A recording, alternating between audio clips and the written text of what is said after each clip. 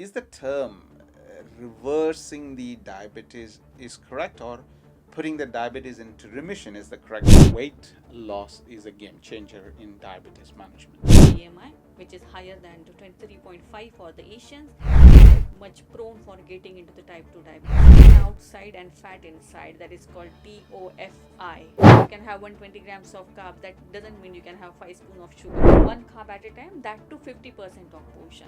Intermittent fasting is to give resting time to your digestive system. It is not disease, it is a disorder. Your body is like an airplane engine. When it works, it beautifully works.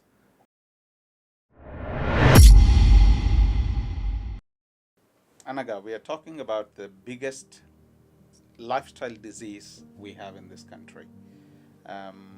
In my lifetime, my aim is not to be diagnosed with diabetes by whatever the cost. I am taking care right from the start. Luckily, my family, nobody has diabetes at the moment, but I want to keep it that way. But one of my close friend who's been recently diagnosed with diabetes 2 years ago now, and he completely reversed it. He's in remission at the moment. So is the term reversing the diabetes is correct, or putting the diabetes into remission is the correct term? So both the terms are correct. Actually, Both mean the same. No. Okay. Diabetes reversal and diabetes remission, these are the two terms. Okay, so diabetes reversal comes when you are newly diagnosed diabetic person. So like we can miss, everyone has their own strategy to make it run. Okay, so being a dietitian, if I want to make any person into a diabetes reversal, okay, so what we consider that how old or how chronic is the condition. So some people or some patient has a diabetes since last not more than 5 years, and they are not on so many drugs. Mainly if they are managing on the metformin or at the max glycoside or something, so we can reverse their diabetes. Okay, but if any patient who is chronically managing the diabetes, he's on insulin, he's on the glycoside or some EMPHA or something and all those things, or they're regular, with their target is to maintain the HbA1c 54 or 56. Okay, so we can consider these patients should be into the remission but not into the reversal. Okay, so when we target this kind of cohort, so when we ask about the reversal, we try to make sure that their HbA1c in between the 41 to 47, that is a pre-diabetes range. Yes. Okay, but if any person who is having a diabetes since long, he is a chronic diabetes patient, we ask the patient to maintain their sugar levels below 54, that is a control state, or around 47 or 48, so that they should not get any further complication and they are get managed on the minimal dose of any medicine. So that is called as a remission state. Okay. So the remission and reversible both are possible, both is possible, but for the chronic patient we always make sure even the NHS is focusing on the remission state. So whatever the programs are running right now in the UK, they are more targeting on keeping the patient sugar levels, the HbA1c levels below 54. So that is the target. So by hook or crook, you have to target 54 or below that for the chronic patient, and for the reversal and the pre-diabetes, it is below 48. Always we hear on the media, weight loss is a game changer in diabetes management. Again, I have a personal experience. My friend who was on the highest side of the BMI, he was diagnosed with diabetes and he reversed it very, very well. But he lost hell of a lot of body mass, and he reduced his body fat so low that he is living diabetes free at the moment. So what is your take on this? Is it the game changer? People need to be mindful of their body weight if they want to control their diabetes. Yeah, so any lifestyle disorder or metabolic disorder, it comes into picture if the person is obese and if has the BMI which is higher than 23.5 for the Asians and 25 for the rest of the other communities. Okay, so if you are having a BMI more than this, then you are very much prone for getting into the type 2 diabetes for sure. So if you started working on your weight loss journey, it will be easy for you to cut down your cholesterol and your sugar levels very easily. Okay, And there is one more term, it is called as thin outside and fat inside, that is called TOFI. TOFI. Okay, so if you'll see me, you'll find me that I am very perfect. Because I am thin outside, but I may have the lot of saturated fat inside. Are you talking about the visceral fat? Oh, sorry, yeah, the visceral fat inside. Okay. Thin outside and fat inside. Wow, okay. So, if you have the higher visceral fat rate, then also you are prone for getting into the type 2 diabetes and the higher cholesterol level. So, that doesn't mean like you should not get into the false hope that you will not get I'm the thin type 2 outside. diabetes. I'm not going to have a diabetes at all. Not at all. How much you store inside? Yeah, so whenever sometimes we get these kind of patients also, but these patients having the genetical history, and some patients are stress induced. They are not able to manage their stress effectively, and because of that they get into the type 2 diabetes. So anything can happen. So if you are getting into the if you are planning for the reversal and remission, you have to consider this visceral fat and the stress and the activity plus the obesity of the patient. It's a complete package. Yes. It's as you rightly say, one option may not do the trick. Yeah. It has to be a lifestyle modification. We call it a holistic approach. Perfect. Recently, Dr. David Unwin, a GP from UK, he carried out a research and conducted so many group of patients where he very actively, reversed the patients with diabetes. And this has happened mainly by reducing the carb intake. You run this kind of groups in your workplace and across the country you have run it. And is it purely lifestyle modification or reducing the carb is the key for success? Lifestyle modification is a part that's for there. It will go hand in hand, I can say. But reducing the carbohydrate is again a major task. But when I was saying that reducing the carb, that means you should not completely go off the carbs. If you are a type 2 diabetes person, no, we cannot say you are a type 2 diabetes person, but if you are dealing with a condition that is called type 2 diabetes, yes. then you can have at least minimum 120 to 130 grams of carbohydrate daily, but the source of the carb should be from the whole product. Okay. The Whole grains.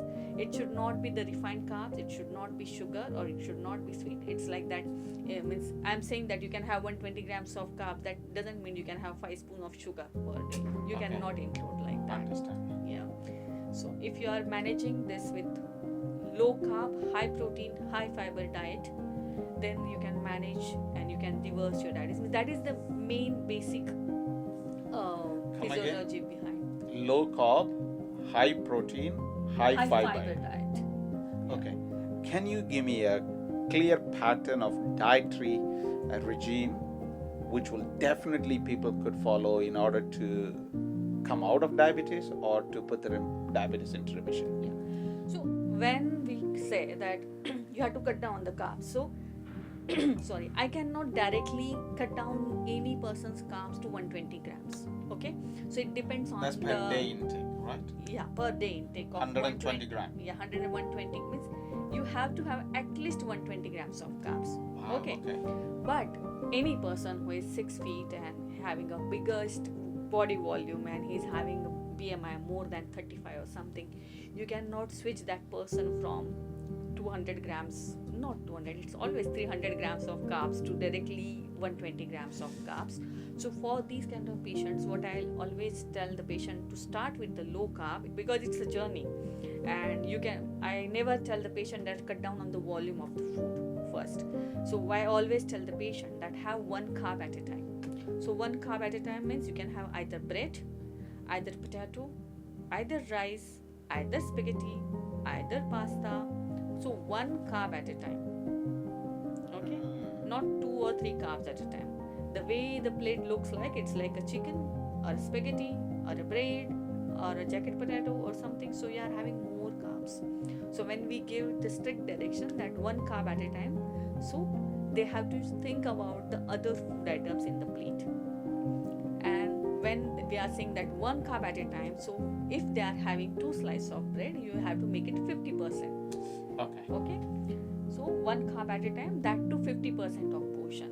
So if you are having a bowl of rice, then you can cut down that one bowl of rice to half bowl of rice, and that is only one carb should be in your plate. Yes. And rest of the plate should have some chicken, some fish, some egg or legumes or beans or pulses and the vegetables. So colorful plate. So then we can say that this is the way the low carb concept actually works. Okay. And another thing, what I was thinking, what is your understanding about the intermittent fasting in managing the diabetes? Because the intermittent fasting is very, very coming out in the market, and everybody think that if I go on intermittent fasting, I'm not eating too much of sugar, I'm not eating any carbohydrates, that means my diabetes should be cured. Is that correct? Yes. Are you sure? Yeah. But for intermittent fasting, again, it is, people find it hard, and again there are a lot of apps, there are a lot of programs are available in the market who will means you will get that pop up in your Facebook and everywhere that you can start this intermittent fasting, you can start doing that. But patient always comes with, it is like, I did this for 1 week, but it's not my cup of tea. Okay. But when you want to start the intermittent fasting, you should not immediately start with 8 hours window and 16 hours fasting. Okay, because that's not easy at all. For we all have that snacking genes involved in us. Okay. So I will tell you in detail about this because this is my favorite topic. I have discussed this a lot in my group sessions. Okay, so I can give you one example. It's like if you have purchased 50 kg of grocery, okay, and it is kept in the one corner of the living room, okay. Now you have to carry that 50 kg groceries in the kitchen, okay. So what you will do, you will take 4 to 5 kg of, you will make it, you will segregate it, 4 kg, 5 kg, and slowly you will, in your terms, like you will take care that your body, your back, your shoulders will not get harmed, and the way it is easy for your body, you will transfer that 50 kgs into living to the kitchen. Okay. Same when we are having the food. Okay. And why you does all this kind of thing? Because you feel like you should not exhaust your body. You don't want to exhaust your body. Okay.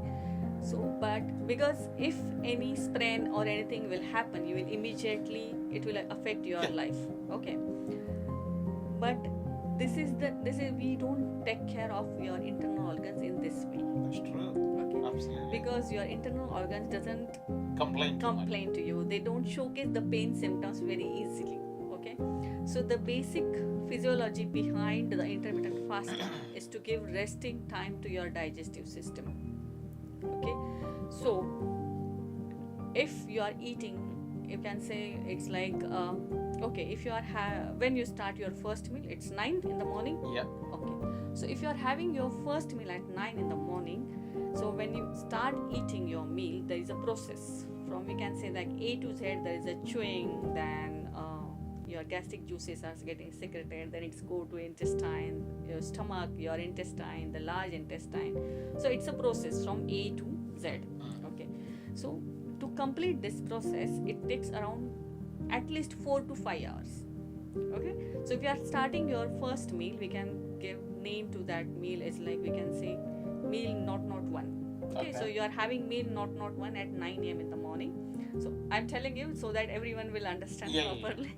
Because they must be better than me in understanding this concept. Okay, so at 9, if you are having meal not 1 and you are it started. Okay, the process is started, and around 10:30, 11 or 11:30 in mid-morning, you again feel like to have some coffee or an orange, or you might be choosing a good meal, some nuts or seeds, some healthy food. Okay, so what happens, like your meal not 1 is at the stage of D or E, where exactly pancreas are getting involved, and you start having 1 or 2 nuts. Okay, so what happens, like the meal not 2 is coming, your brain will signal your digestive system that yes, meal not stop there. The meal not to it's coming, welcome that meal.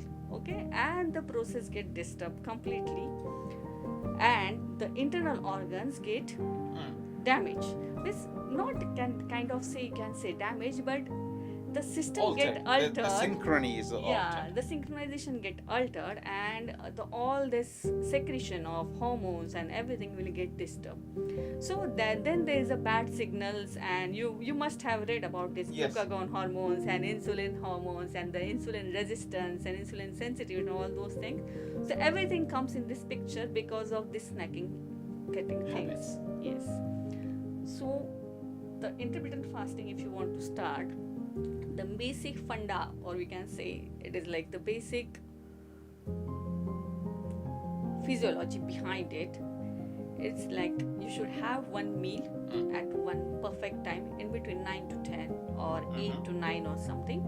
Then for next 5 hours don't eat anything, but to sustain those 5 hours you can have good protein in your first meal, so that the sugar release is little slow for next 5 hours, so you should not feel hungry for a longer period of time. Then have your next meal, and then have your third meal or something. So if you want that your insulin resistance go down, so if you I will rephrase it 1 minute. So when I tell the patient that if you want to follow the intermittent fasting, what you have to do, you have to start with 4 meals per day. Okay. On regular interval. So if you are having first meal at 8, next meal at 12, then again 4, and last meal at 8. And start with 12 to 14 hours of fasting instead of 16 hours of fasting. Okay. So when you maintain this 4 to 5 hours of gaps, your body slowly adapt to that step. So there is a kind of, we can say, the circadian rhythm gets involved. Okay. So when you are so if you maintain this gap and you don't interrupt your digestion process, it's easy for your pancreas to balance the food. Okay. And then there is a low carb meals get involved, high protein meals get involved. But when you are having a low carb meals, so whatever the insulin get produced during that process, it efficiently manage that much of carbs, and the protein release is slow. So whatever the basal insulin is there in your body, that manage that slow release of sugar from the protein and the fiber. And the third thing is, when you are eating carbohydrate in presence of protein and fiber, the sugar release become little slow and it gets managed. The same way, like if any of your child is not that efficient in your study, you don't send that person to engineering or medicine or law. Yeah, too complicated subjects. Yeah, so we plan them to go with the slow and steady work. Yes. So the same way in diabetes, I always tell the patient that your pancreas are there, but they don't have that much of capacity to work. So we have to make sure that we can help them work in an efficient way by splitting the food, eating on time, and having a low carb food. That's very well explained. So, if a person wants to sustain the diabetic reversal, is there any food you would say do not eat or do not add it into your dietary pattern at all? Sugars, sweets, and things, alcohol. Alcohol. Okay. Because of the higher calories, or the calories then get converted into sugar, then get deposited into as a fat? No. Mainly the sugars, the juices, and the alcohol. These are the things which gives the immediate sugar spike. So you should cut down on all those things. And it's if the patient is managing the sugar properly, his HbA1c levels are in a control state. So sometimes we say that yes, you can have alcohol or something, but still I will say that if you want to sustain a better lifestyle, you should completely avoid these things. So that is sugar, that's white sugar, any processed sugar cane in any form. Sugar cane, honey, any sugar syrup, any cane sugar, anything sugar, it's sugar. And you won't believe it, when I was in America, you won't believe it, every morning on the pancake they pour so much of, oh my god, I wouldn't allow my children to do that. Okay, so avoid sugar and cut down on the juices, the morning breakfast juices, and definitely avoid alcohol by any means. This is all lifestyle modifications. If a person want to personalize their dietary regime in order to reverse their diabetes, I'm sure they need to consult with a doctor, dietitian, or any healthcare professional before they do this. But I'm sure there will be a contributing factor by their genetics, their gender, and the age group. What would you say, and how do the people need to, what are the factors they need to consider before they personalize their meal? See, the genetics is there, the obesity is there, then the environmental factors are there, everything is there. But there is one term called as epigenetics. Okay, so for me, it's like diabetes reversal is possible, diabetes remission is possible. So what we do actually in the diabetes reversal and remission is like we make sure that we take a control of your own body. Yes. So I always tell the patient that diabetes is not a disease, okay? It is not the thing, it is not disease, so it is not get cured or something, okay? But it is a disorder. Like if you cannot see by your eyes, you wear the specs. The same way, if your pancreas are not working properly, you have to make sure that they should work with their efficiency. Because if you are having medicine is only managing the biochemical parameters. And whatever the medicine you are eating, I always tell the patient that whatever the medicine you are eating, they act as a catalyst. They only force your pancreas to produce more or more insulin. Either that insulin is efficient or not efficient, okay? But at certain point, your pancreas get tired. They don't produce any insulin, and then you switch to the external insulin. So I always explain this, and I make sure that they should understand that why I am behind about low carb diet, intermittent fasting, keeping meal gaps, managing the stress levels and all those things. And we have to make the patient aware about what exactly is the problem, rather than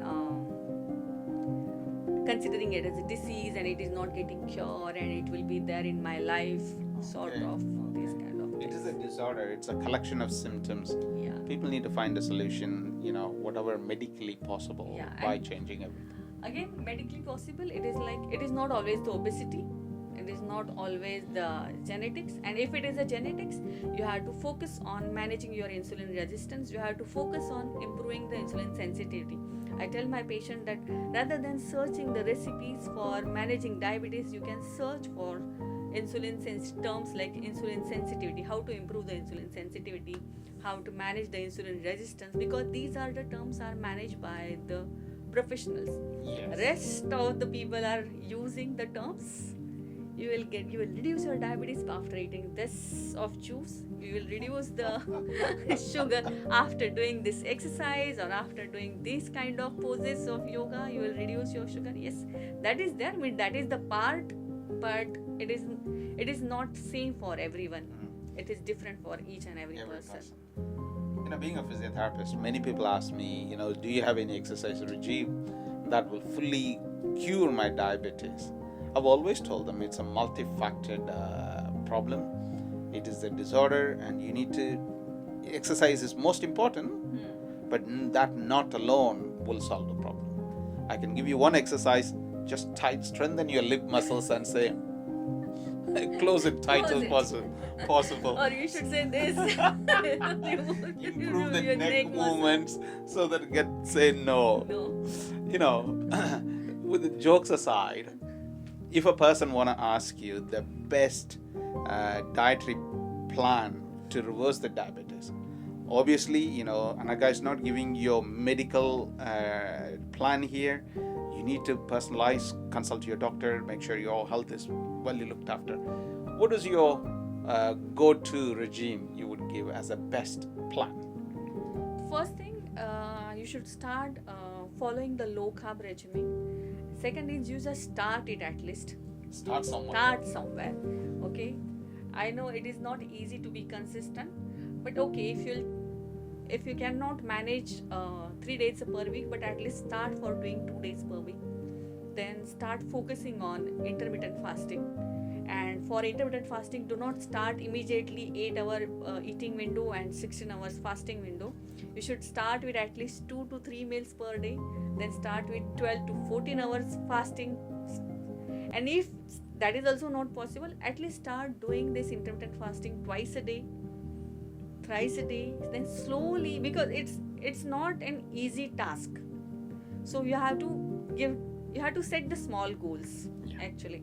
So you have to know that these kind of things I can do, and note it down, write it down, and start doing it, and start monitoring your sugar levels. So whatever you are eating, is it suitable for you or not? Because some people not might increase their sugar levels with the rice, some people not might increase their sugar levels with the bread.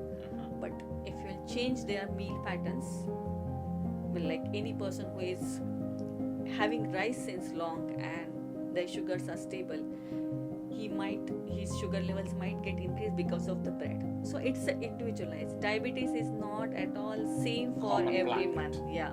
So sometimes if your day is bad, and you may find the sugar level has increased, so you have to monitor yourself. So you have to monitor yourself, you have to think about yourself, you have to check your motions, emotions, your bowels, your everything. So you have to start slowly and set the goals. There is no specific things what I'll suggest to everyone. But yes, intermittent fasting works. You can at least start 1 day per week for the intermittent fasting, and have start with the little low carb regime, at least 1 or 2 days per week. But you will find the sugar changes for sure after this. Thank you, Anaga. This is a subject, we can talk for 2 hours if our team allows us to do it. And fascinating subject. And I've learned so much how the body changes. Yeah. Oh my God. I always explain this to my patients. Your body is like an airplane engine. So complicated, but when it works, it beautifully works. All we need to do is do not throw something into it, so that's going to damage the whole fuel system and everything. Yeah. Thank you.